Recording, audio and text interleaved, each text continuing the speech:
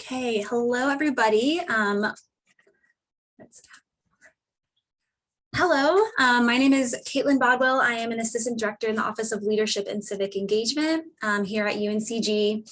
And welcome to our panel, Homelessness in Our Community.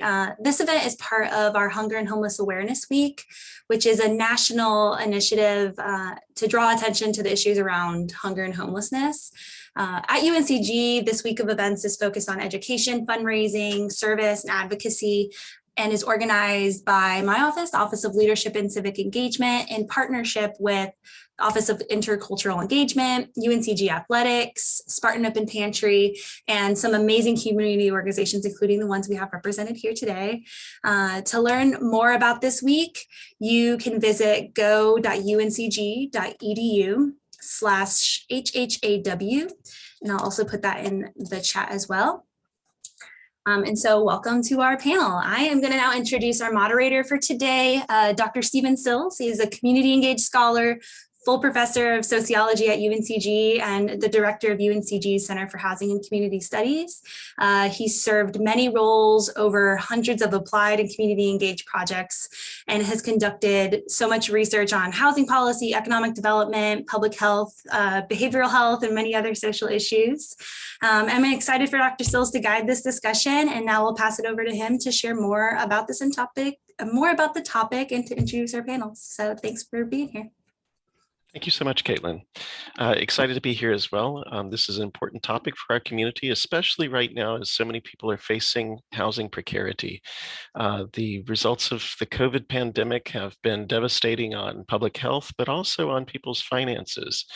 We see people unable to pay their rents, facing evictions, facing the potential of homelessness. And so today's panel is going to be talking about just that: housing precarity, housing affordability, policy issues at the state and local level, and how we're working with community organizations to address homelessness, whether it's chronic homelessness, child and family homelessness, or people who are transitioning to new housing. This evening, we have Adrienne Spinner from North Carolina Housing Coalition. She's a community organizer and has been working now, I believe, 2 years at the Housing Coalition. Is that correct now? Yeah, a little over a year now, a year and a month. I knew we were coming close here. Scott Jones, who's with Tiny House Development Corporation, a growing organization that's working across Guilford County and consulting with other locations in developing affordable housing alternatives. And Shanna Reece, who is the executive director of the Servant Center in Greensboro, a transitional facility that provides housing, health, behavioral health, mental health counseling, food services, AmeriCorps, and many other resources for the community. So each are going to give about 3 to 5 minute explanation of the mission and activities of their organization. We'll then follow that with a series of moderated discussion questions that'll kind of be an open forum, a fishbowl, if you will, where we can converse about these topics. And then we'll open up for any questions that the audience may have in the last 10 or 15 minutes of the presentation. So I'm going to turn first to Adrienne Spinner to tell us a little bit about her organization. Thank you so much, Stephen. Again, good evening. My name is Adrienne Spinner, and I'm the State Organizing Director for North Carolina Housing Coalition. Our mission is to lead a movement to ensure that every North Carolinian has a home in which to live with dignity and opportunity. And we believe that housing is the right for every human being. It's the foundation of all social determinants of health and well-being. And a safe and affordable home is the minimum needed for a person to thrive. So our work falls in 3 prongs, you could say. 1, we seek to foster connections between advocates across the state, and these are folks that deal with affordable housing and intersecting issues. 2, we provide research and data and training on housing needs, policies, and solutions to a variety of stakeholders across the state. And this is everyone from advocates to community leaders to members of our government and their staff. And then 3, we work to mobilize a people-powered movement, which brings the voices of housing advocates, advocates of intersecting issues, and voices of impacted communities through our tenant organizing all to the decision-making table. So thanks so much for having me. Thank you so much. Scott Jones, Tiny House Development Corp. I keep wanting to say Greensboro.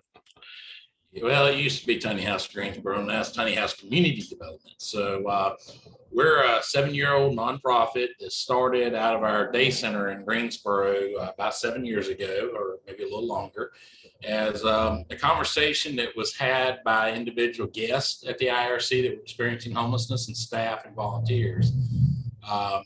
We never knew the direction that we would go. We just kind of went along with the flow and where we were needed, and sort of learned to develop tiny house communities. So our primary mission is focused around building tiny houses and tiny house communities to serve permanent supportive housing for people who are experiencing homelessness. We do that in a multitude of ways. So we've got our primary mission, but we've got a lot of secondary missions, such as workforce development for people that are experiencing homelessness or that are in shelters. We have many opportunities for shelters to bring their personnel to our center, and they can do all kinds of things related to recycling with foam, to construction of some new tiny house models we're building, chicken coops and garden boxes. So it gets them out of the shelter to a safe location where they can participate in daily activities. The other part of it is the foam recycling. We're looking at some new things with 3D printing in the future, where we can teach that to people who are either in transitional housing shelters or experiencing homelessness. So we're looking at that. But again, our primary mission is to build tiny houses, tiny house communities. We are the first in North Carolina to develop a community that addresses permanent supportive housing for the homeless. Several other locations around North Carolina had tiny houses, but they weren't. Primary mission was not to provide supportive housing for the homeless, where we took that initiative on. We look at the tiny houses as an innovative strategy to housing stock that does not exist currently as we know it around the state of North Carolina and other areas. So what we've done over the last 7 years is work with different municipalities across the state. Several are using zoning requirements that we developed with High Point City, which was one of the first in North Carolina to actually do a zoning ordinance for tiny house communities, as it is on permanent foundations, not mobile tiny houses. So all of our housing is on permanent foundations. It's inclusive leasing, which is better for residents, especially coming out of homelessness and out of shelters, so they're not inundated with a ton of responsibilities and bills and overwhelming situation. We have inclusive leasing. We have monthly resident association meetings where residents get to elect and take on responsibilities within the community. They meet monthly. It gives us the opportunity to meet with them with our case manager. And at that time, we go in and we inspect their house. So it gives us the opportunity to spend time with each resident one-on-one. And we plan to do this for each and every community. Again, like Dr. Sills said, we do work with other agencies. We've had several nonprofits that are looking at our model as something that they want to adapt or to adopt in their local area. So we're pretty excited and some really exciting stuff coming up in the future, we hope. Thank you so much, Scott. Shanna Reece at the Servant Center. Still muted. Thank you. Good evening, everybody. Again, I'm Shanna Reece. I'm the director of the Servant Center. We've been around since the early 90s, and our mission is to empower the homeless and disabled, particularly veterans, to become independent, contributing members of our community through housing, healthcare, and restorative services.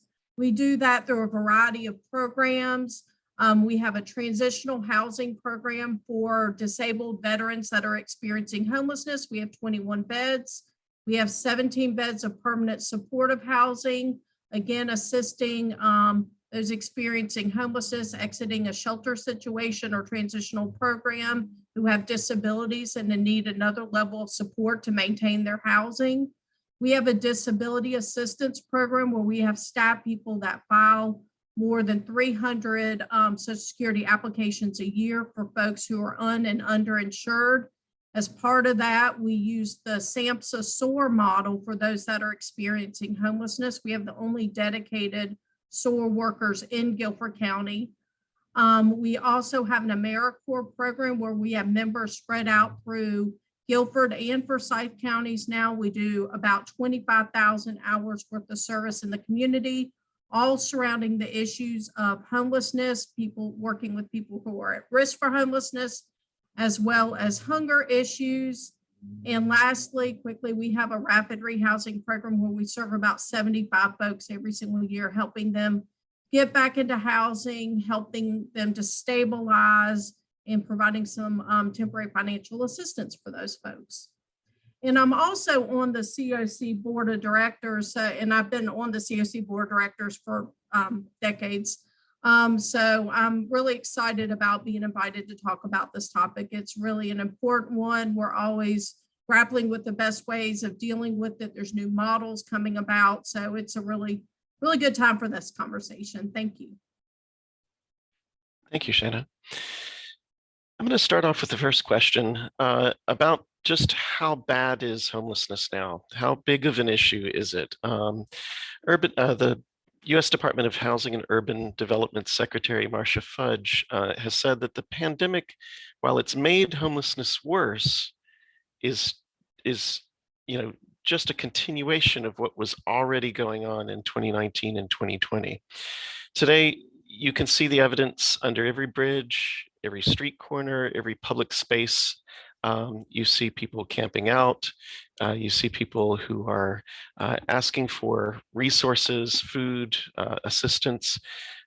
What are the numbers? What's causing this displacement? What's driving households to become unhoused as we're seeing today? And this is open for anyone on the panel to begin the conversation.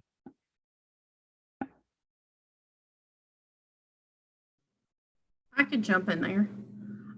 So in Dr. Sills, you know this, we have a homeless management information system that collects data about how many people are experiencing homelessness and how many people we all serve.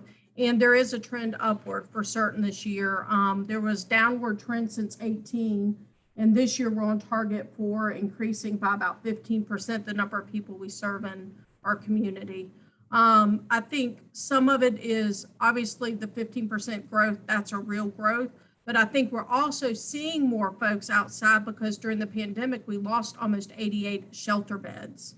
So not only is there real growth, but there's also more visibility to that because there's less shelter beds for folks to go to. Hopefully the winter emergency shelter getting started, hopefully next week or just at the beginning of December, will help give some of these folks staying outside more places to go. I think the pandemic really did have a big role in this increase. People lost jobs, everything shut down for the longest time. And even for shelters like ours who had beds available, we had a hard time getting our current residents out to get new people in because the housing authority had stopped working. The benefits departments were slowing down, so we couldn't get benefits and income approved and things like that. So I think there's a whole lot of reasons for the increase that we're seeing. I can briefly jump in. Yes, we have seen the numbers of individuals and families increase a ton in the past few years, so not just the past year. We're at NCHC, we do county profiles, and we're still kind of finalizing the data, the most updated data, but even according to our 2019 data, 30% of Guilford County households are considered cost burden, and cost burden we define as they're paying more than 30% of their income in the area median income to rent.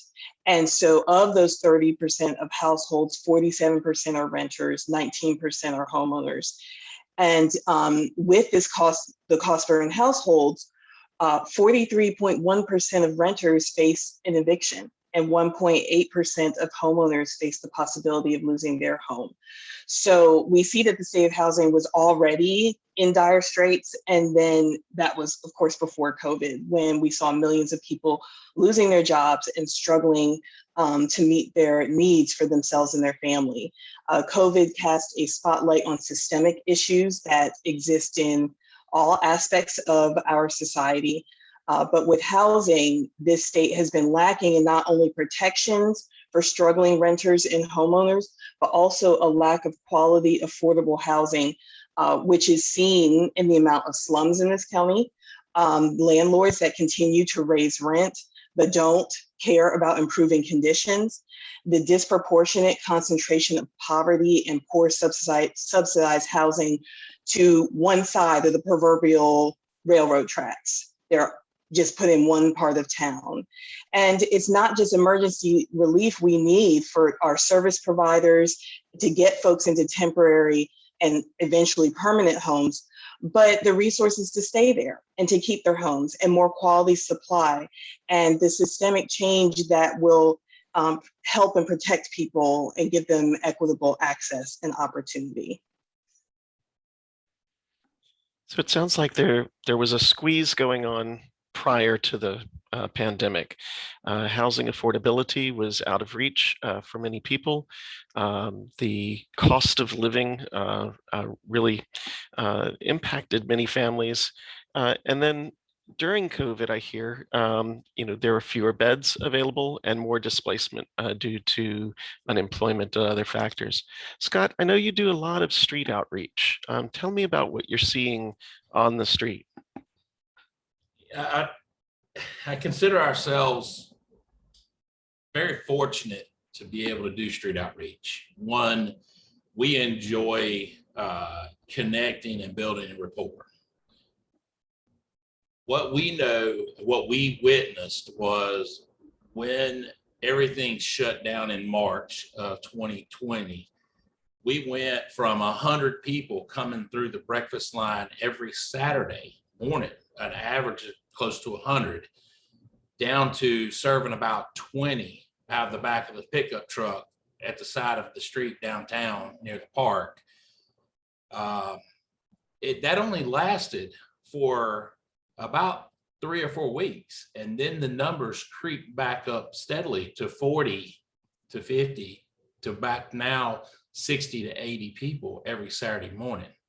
A vast majority of those, I would say 75% are currently experiencing homelessness. Another 10% are probably hunkered down somewhere, either legally or illegally, in vacant houses and buildings, or they're in bad situations where they're renting the corner of a room for $100 some a week. I'm talking the corner of a room we just removed somebody from that was coming through our breakfast line, just sleeping in their cars and other things. The rest of them are usually having unstable housing situations where they can't afford to cook or have the means to cook at where they're living. So out of the ones that we serve, it's unique. In order to get them to share that information with us and our case manager every Saturday, we worked hard to build a rapport during breakfast in a way that when there was a situation, and I wasn't there a few weeks ago, 3 of them stepped around behind the table with my wife and another lady serving and said, "Nothing will happen to you." That's what you call rapport. And you have to develop that rapport in order then to get to trust you, because the majority of those that come through our breakfast every Saturday morning are not the ones that are going to go to shelters. They've been in and out of shelters too many times. They've been in and out of housing. We hear the stories over and over. They're housed through rapid rehousing or some other supportive service, and then they get back on the streets because they weren't ready and they didn't have the support mechanism there. That's what I find interesting about our program, case management for the community, resident association meetings, because we're there every month. Like Shanna's program, there's support there consistently all the time, 6-7 days a week. That has to be in place. We see too often that these numbers are repetitive numbers. They're the repetitive people that go into housing and back on the streets, into housing, back on streets. That's not being reported. People aren't celebrating that. And I know a dozen Ralph Hand in the last 6 months who have been placed in apartment complexes that are back either in rehab or on the streets right now. Until we break the cycle and we come up with some kind of supportive mechanism. We went from supportive services to housing first model, and we got stuck on housing first model, and we forgot about the services in some cases because there's such great need that case managers and service providers are overwhelmed already. So we put them in housing or directory housing, but we don't carry along all the services that they need. The numbers are increasing. I hear it. We get new faces every Saturday. We have at least 3 or 4 new faces. We've been known now that we help people get to other locations. We helped the gentleman get back to Texas. We connected him with family members. Our case manager and office staff talked to those family members, and he's going back to Texas because he wanted to go back there. Somebody come up to us in breakfast last Saturday. Can you help me get, I think it was Florida. We're like, well, that's not our objective. Our objective is to get you services and housed. And so, a lot of them come through our line. They just want to get to the next place. They're transient. You threw out a couple of terms there that we might want to define for the audience. Housing first, permanent supportive housing, transitional housing. Can we talk a little bit about the distinction between those different models? What is housing first? I'll jump in. Sure. So housing first is a model that's supported by HUD, and HUD encourages anybody that receives any of their funds to follow this model. It's a model that basically says you house somebody first and then wrap services around them. So in a mental health crisis, despite the situation they're in, despite whether they have income or anything else, that you house them, then you wrap around services. The idea being that they can focus on all those other things when they're not on the street in a crisis situation. So that is a very short and sweet version of what housing first is. The different housing models, emergency shelter is typically much shorter. It's really meant to address a crisis. And the service level is generally not what it is for some of the higher levels of care. Transitional housing is typically for people that have pretty high obstacles to housing, that need some sort of transition path between being homeless and moving into a permanent housing situation. In our case at Servant Center, it's veterans with significant medical and or mental health disabilities. We help them stabilize on their medications. We help get them connected with doctors, with benefits. They have no income, they have no ability to work. So they need that extra level of support so they can be successful when they move on.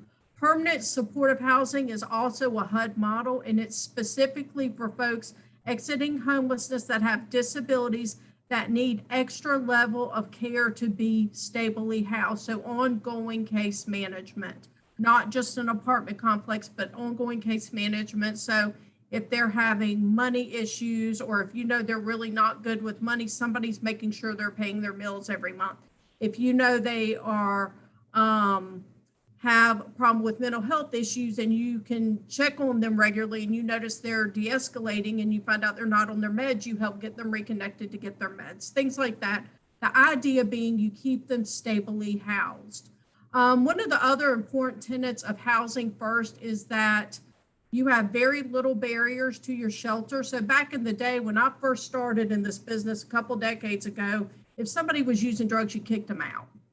That's not the way it is anymore. We work with them to stay in there no matter what. Our permanent supportive housing units, we have 2 or 3 guys who are active alcoholics. They use drugs. They have to follow the lease rules. But other than that, we're going to work with them to keep them there. Most private landlords are not going to do that. Thank you.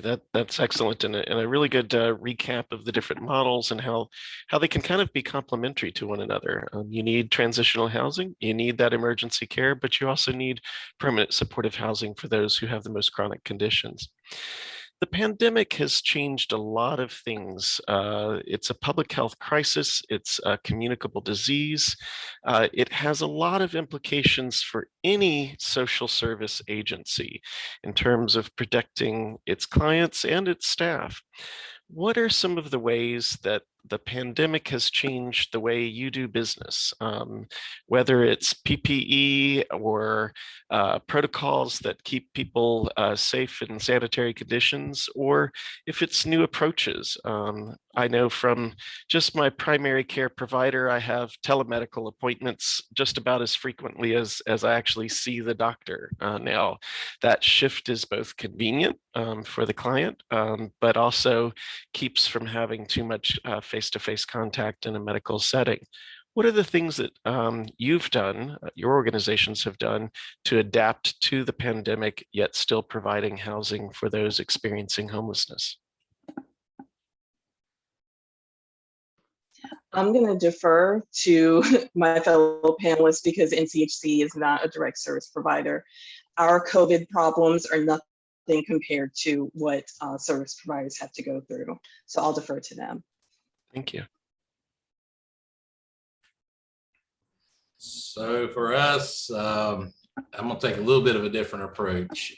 For us, we work with a lot of volunteers. That's how we function. That's how we always want to function. It made it difficult for us. Some of us, like myself, I have not put a mask on the first time. I swear, I've never had one on my face the entire time. But I respected and stayed in a neutral position, and I allowed our guests and volunteers to basically abide by the rules. If we were social distancing, we were mostly construction. So under the rule of construction, we were outdoors. So we didn't have to necessarily, as long as we social distance, we didn't have to do some of the requirements. We followed the protocols with the breakfast line at the beginning of the pandemic. We handed out masks to clients that came through for breakfast, and we gave them extra masks so that if they needed them later at another location, they would have it and not have to ask for it to protect them. Same with hand sanitizer and other things. As far as our residents go, being that they're in individual houses, we just social distance when we had things going on. So we just protected each other. That's about all we did.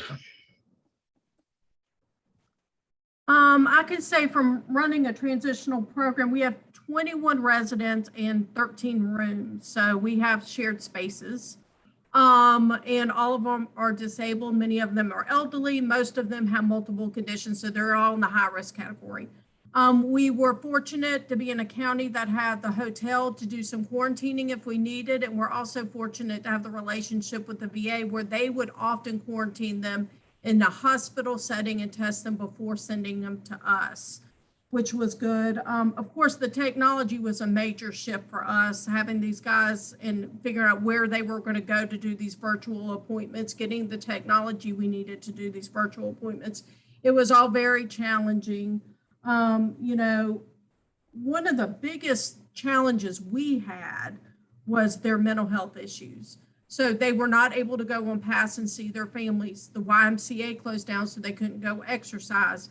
The vet center stopped doing groups. The VA stopped doing groups. They were literally not allowed to go anywhere but in that one place with 21 grown men. And it was very challenging mental health, behaviorally. We couldn't get people in and out as fast as we needed to. So it was a challenge for them. It was a challenge for staff. We follow all the CDC guidelines. All the guys over there now are vaccinated. Thank goodness they do that before they even send them to us. We've been very fortunate. None of our residents have gotten COVID. So we've been very fortunate. We've not had to reduce beds. One of the things that we're doing in the future, we got $1 million grant from the VA to convert all 13 rooms into 21 individual rooms and bathrooms. And this is not only to kind of address the COVID pandemic, but any kind of future pandemic or health crisis that comes about, we'll have a place for them to go when these quarantine hotels shut down in March, to quarantine, to stay aside and not have to reduce beds. So. Thank you. Let's shift now and talk a little bit about policy. So Adrienne, this might be one for you. What's being done now at the state level? We have a budget that is looking like it's going to be signed, passed. It's not perfect, but it's got some things in there. We have a Build Back Better initiative at the federal level that's going to have funding flowing to municipalities and block grant funded programs. What's going on to better address housing affordability and some of those causes of displacement that we were talking about earlier? What policies are being considered or promoted to address need? And what should the everyday person be aware of on that policy front that they might get organized around, that they might use their voices to support? Sure. Hold on. I just pressed the wrong button and lost my screen for a second. So yeah, talking about the American Rescue Plan, Build Back Better, this is where we can touch on a couple of systemic issues that I think this kind of funding and proper organizing can address.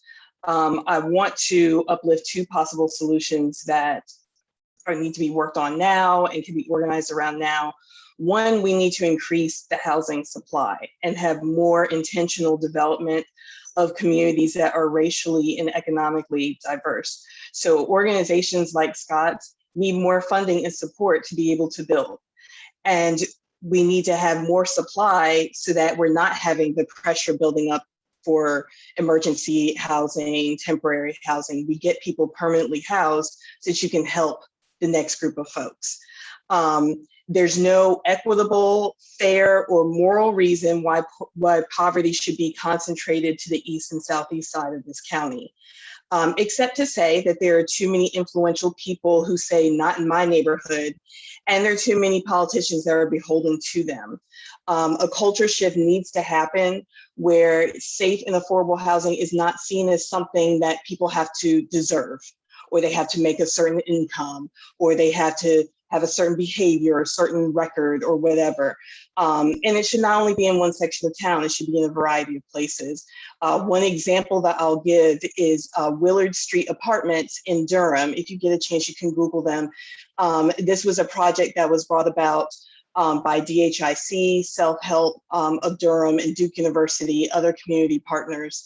They used city-owned property that was donated by the city, and they used the 9% low-income housing tax credit. And I will reiterate, the city had land that they donated.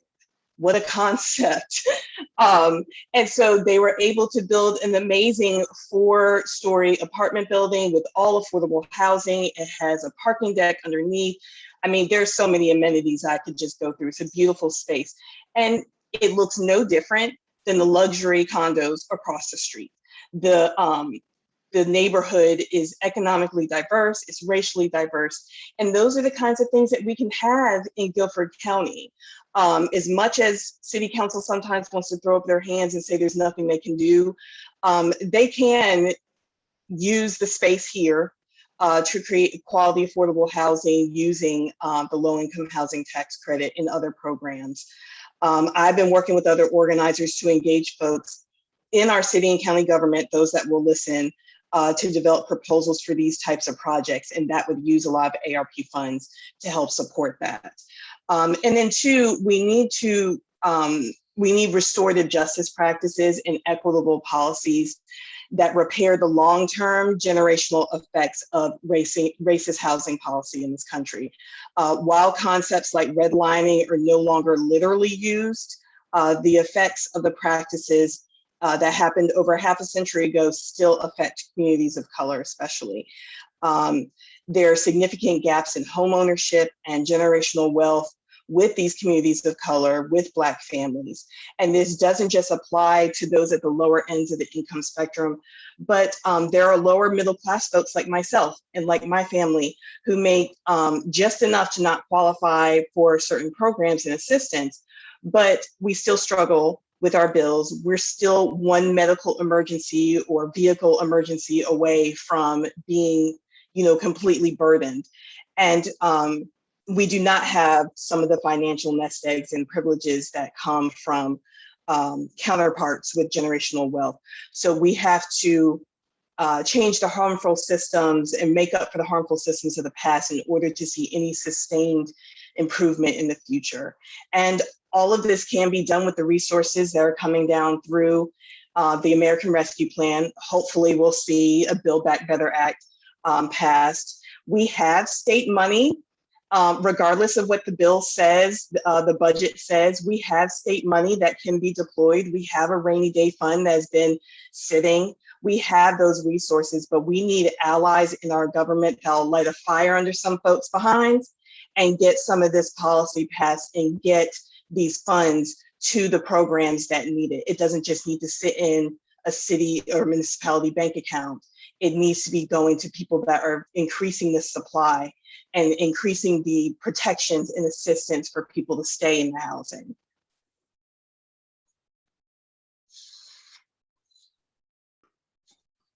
Thank you so much. Can I add to it? Of course. Good job. So right on. That's all I can say is you hit the nail on the head. We've got a project that we just submitted for ARP funding from the city of Greensboro to develop 6 acres on Freeman Mill Road that was donated to us about 2 years ago. This land has been vacant for a number of years. I have talked and worked with Habitat for Humanity, and the plan is to go in, develop that 6 acres into 24 tracts, where we put a 2 and 3 bedroom Habitat home in the front, and we build a 288, 384 square foot tiny house in the backyard. In 2 to 3 years, that switches over to home ownership opportunity because we don't need to own it. We don't need to maintain it. We need to take 2 to 3 years to prepare individuals for home ownership using the collaborative nonprofits that we have in place with Greensboro Housing Coalition, with Community Housing Solutions, with Habitat for Humanity, Sophia Crisp. Housing Consultants Group. Housing Consultant Group, thank you. But we need housing models like this, where we can collaborate with these other agencies. We can find the residents and the families, put them in the family units, and then put an individual for supportive housing in the back. It becomes home ownership. At some point, they can rent to the same person, or they can rent to someone new, or add it to family housing. So I consider it innovative and unlike anything that I've seen in North Carolina yet. And we're talking about up to 24 units, 24 lots on Freeman Mill Road. We're just hoping and praying the city can see it through with us and fund it, because we're ready to put it on the ground now. We have shovel-ready projects, but again, municipalities are so hesitant to fund these housing opportunities. We were fortunate to get $50,000 in CBG funds from High Point City Community Development Department to go toward our veterans housing that's been approved. That's 6 tiny houses, 900 square foot office facility for vets, and 2 3-bedroom assisted living houses. So, we're excited to get this one started once we get this 10 houses on Hay Street finished. But government entities like the city, municipalities, and the county have got to step up and do more, because there's just not enough money out there to put into new housing stock. Yes, services, day centers, emergency shelters, they tend to fund, but they don't tend to fund those brick and mortars too often. So yeah, we need that bad. I'd like to add one other model for consideration. It's something I heard a lot about a few years ago in larger cities as a way of combating a lot of this affordable housing shortage, is they were allowing to take 2 and 3 bedroom homes and units and to do 2 lease, 2 voucher models. Mm-hmm. And that's something that we're actually talking with the Housing Authority about, doing a small pilot. We're hoping to get some money for some permanent supportive housing as well. And to do kind of a model with those 4 to 6 units and see how it works as a pilot for our community, because there's a lot more 2 and 3 bedrooms out there than there are 1 bedrooms. Yeah. And a lot of our folks are individuals. So that's another model I hope the housing authorities can see fit to kind of test out and see if we can make work in the community. The other thing I do want to encourage, there's, all this affordable housing is exactly what we need, but and Scott, I'm going to disagree with you a little bit. There's not a lot of money going to shelters anymore. It's really not the in vogue thing. They want all the money to go to affordable housing, but we have people on the street right now. So we need to realize that this is more than just about affordable housing. If we got all the money today, it's going to be 2 years.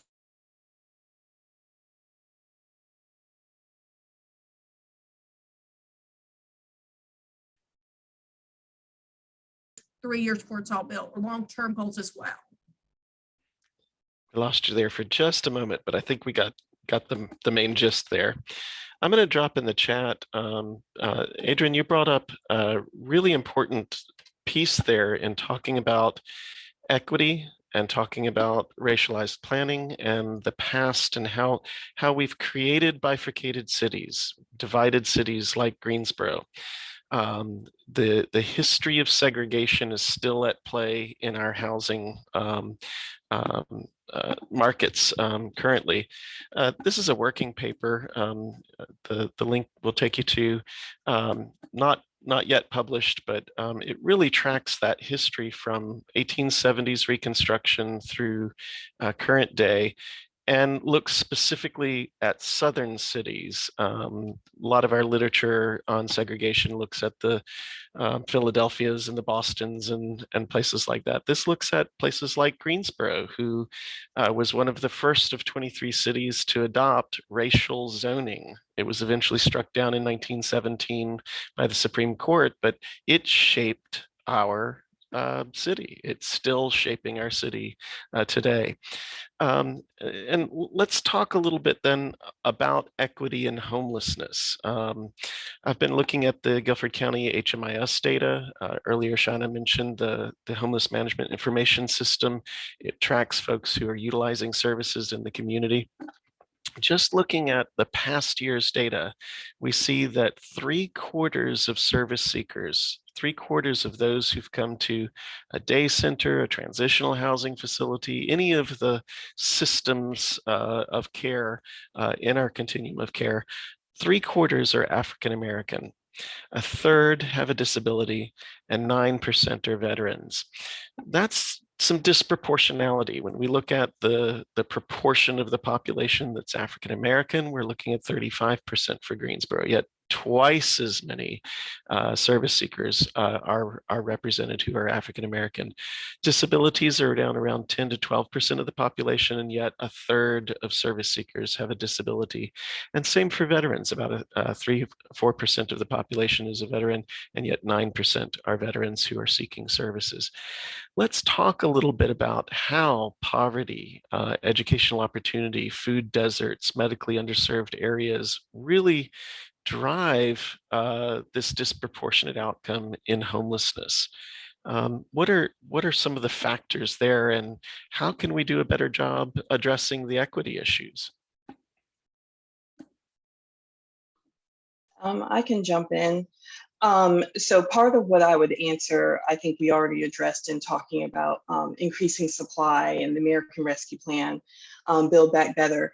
But one trend, negative trend I've seen, the more I organize in the community, that I would like to address is just community organizing and advocacy, and groups that do that. Our advocacy has to get better. It has to improve, and we must learn to work at the intersections of housing and other social issues. We need to increase wages because the gap is growing more and more between what a person makes and how much the cost of living is. We have to close that gap. We need to fully fund public schools, and not just the ones that are in the affluent neighborhoods. Funding for schools is tied to property values a lot, and so you see underserved communities with underserved schools in those communities. We need to improve air and water quality. We need to provide quality grocery options in every neighborhood. I mean, how long have city council districts 1 and 2 been food deserts? How long are they going to keep them food deserts and act like there's nothing that those representatives can do about it? Many organizations work in silos and only care about certain issues. And that honestly is a problem across the political and ideological spectrum. There are grassroots so-called progressive organizations that need to do a better job of authentic community support and not just cherry pick the glamorous causes that bring them publicity and donations. You can't tackle crime and safety issues in a community without addressing a root cause, which is poverty. You can't continue to hold press conferences about all the government folks that you don't like without being in the community and supporting folks that are on the ground, like Scott's team. You need to be listening to that community and what they want and trusting the folks that they trust, not running up in the community and telling them what they need to do to make themselves better. There are people that have been in the community and have gained the trust, and that's who we should be listening to. And you can't canvass a community of color every weekend, listen to the needs of folks, ignore the needs that don't align with a performative, honestly, white-centered agenda, and then expect Black folks to vote for the candidates that you push every 2 to 4 years. We have to stop being performative and working in these gentrified, honestly, silos. We must learn to partner with community organizations that are on the ground.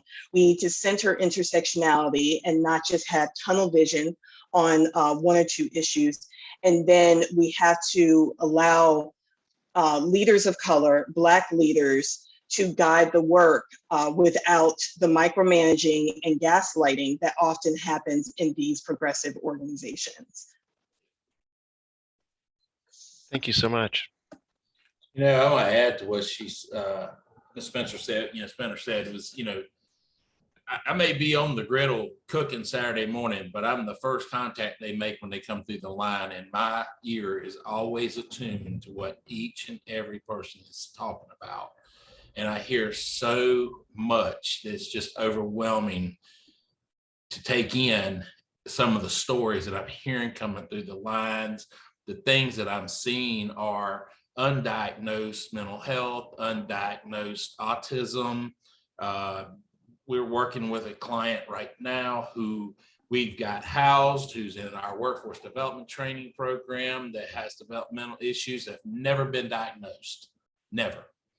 And he was homeless and taken advantage of. And now that he's bettering himself, he's now again being taken advantage of. And we're working diligently day in and day out to work with him and let him know it's okay. We're here for you. We are your support. We're your family. It's a one-on-one. Somebody told me once, work with one, find them success, get them successful, and then go to the next one. But there's so many. It's so disheartening to see the numbers and hear the stories every Saturday morning at breakfast. But we're getting medical exams, dentures for a senior lady who lost hers 2 years ago. We got 2 or 3 that can't eat certain foods, and that's affecting their mental health because they can't eat healthy foods, or they don't have access to it because they need something as simple as dentures. Or they can't see, they can't read labels because they don't have eyeglasses. I can't tell you how many eye exams we've paid for in the last 18 months. And 2 sets of dentures a year, ain't doing another one. Because we have to fix the little things with each one of them. And figure out what it is that they truly need. Yes, they need services. Yes, they need house. Yes, they need shelter. But we don't know unless we connect with them. So that's our main goal. What can students at UNCG do to assist? What are some of the opportunities? Volunteering, fundraising, raising awareness. What can they do with your organizations or others? Shanna, do you want to start us? Or I'd say all of the above. They really need to figure out what their passion is. What do they want to do? Do they have some sort of skill they would like to teach a life skills class? Do they want to volunteer to come and sponsor a game night for residents? Do they want to help Scott's group build a house? It needs to be really aligned with what they care about. Do they want to work with veterans? Do they want to work with families? Do they want to work with children? Every single program out there uses volunteers in one way or another. We have, we're very close to Uncg, a couple blocks away, and we use tons of Uncg volunteers and students that come and do internships and volunteer here. We're very connected with the Vet Center. They bring people to do facility and landscaping projects. So I think they really just need to figure out what they want. And then there's tons of opportunities out there. For us, we're really proud. We've had a long-standing relationship with Uncg. The houses in my background wouldn't exist if it hadn't been for Uncg. Professor Hicks and student interns. We rely a lot on the student interns. We just hired our case manager who graduated sociology degree in May. She's now our case manager, and what a wonderful job she is doing. She is on the streets every day, making connections, carrying people to appointments, picking them up, bringing them to our office.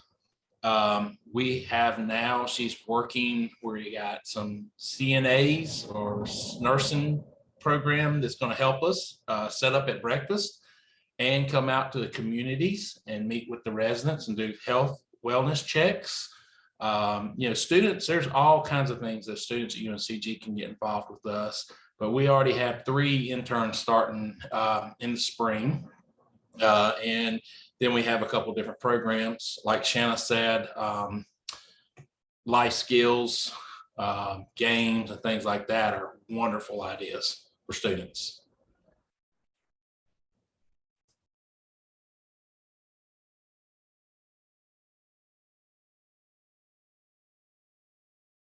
Sorry, I forgot to unmute. Adrienne, are there ways that students could get involved with the North Carolina Housing Coalition? Yeah, well, since we're an advocacy group, I think that the biggest way you can help us is to help folks on the ground. So if you need assistance connecting with those folks, then we have partners all across the state. So depending on where you're located, we can get you connected with a community organization or an advocacy group or a service provider that you can volunteer with. If you're like me and you're into nerdy policy stuff and advocacy, we can get you connected with folks that do more policy work. And I think that, moving up through great programs like UNCG and A&T have when it comes to political science is already setting students up for success if they want to go into that arena. Okay. And I dropped web addresses for each of the organizations in the chat there. Let's open things up for a few minutes here. Are there any questions from those who are attending in the audience? Feel free to unmute and ask a question or type it on the chat if you'd like.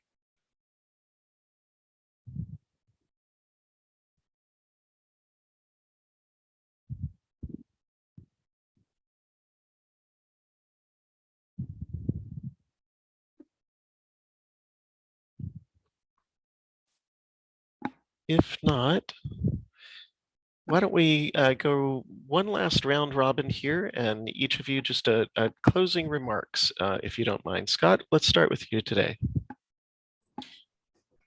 Advocate, get involved, come out, be a part of the movement to end homelessness and poverty. There's plenty of opportunity. Don't wait. Thank you. Shanna? I'll just echo what Scott said. There's lots of ways for you to make a difference in people's lives, lots of ways for you to help us in homelessness, to reduce homelessness. We have a local continuum of care organization that you can be a part of, and you can really get involved and know what's going on and meet all the wonderful agencies involved in working with these folks every day. And Adrienne? Well, one, I think that conversations like this are vital, and I really appreciate the opportunity to come and meet fellow panelists. I would love to set up time that I can connect with you all individually, but yeah, I think conversations like this are important, and I hope that people take away possible action steps. I think everyone has something that they can bring to the movement, whether it's directly helping build a home or advocating and lobbying. There are things that individuals can bring, and talents and knowledge that folks can bring. So I just encourage you to keep the conversation going and don't let it just stop at all talk. But really look to connect with folks that are all about action. As far as our work, we're going to figure out how to deal with the budget that's pretty much, I guess, going to pass, the good, the bad, and the ugly. And we're going to be getting ready for next year's short session and best practices on how to implement the new infrastructure and hopefully Build Back Better Act. So if you're wanting to continue looking into that policy wonk kind of stuff, we have great partners that we work with, like North Carolina Coalition to End Homelessness, that deal specifically with policy that we can connect you with. We're constantly connecting with them and others. And we provide trainings and conferences that will help service providers and help folks get connected. So I know you put our website in the chat. Feel free to email me, and we also have a local organizing director, Nick McLeod, and I'll put both of our emails in. But yeah, just feel free to connect with all three of our organizations just to stay up to date on what we're doing and see how you can get involved. But thank you so much for this. Thank you. Caitlin?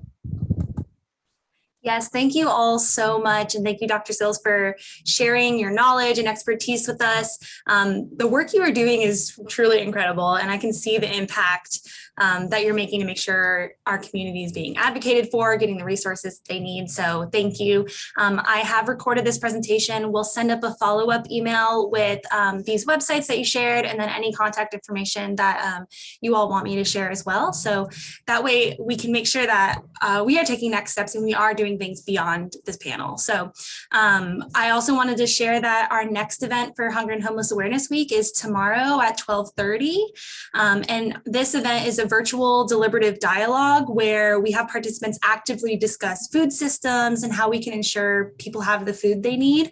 And so registration is now open for that event at our website, and I'll share that in the chat as well. And that is all. So thank you all so much for attending, and we hope that you will take some next steps and continue doing this work. Thank you all. Thank you. Thanks.